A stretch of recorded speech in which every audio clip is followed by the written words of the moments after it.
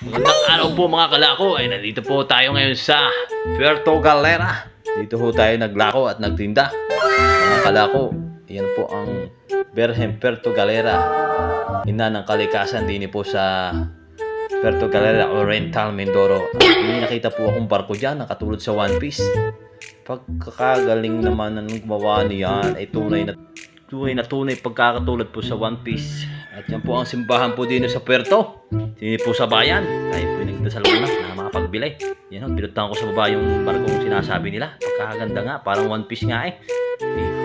Dito po sa Puerto Galera. Yan pong pasyalan po yan. Mayroon po yung sanctuary.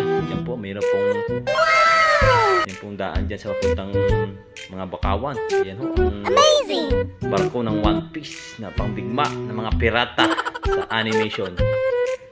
Salamat po sa lahat na nanonood. God bless po sa inyo mga kalako. Thank you for watching.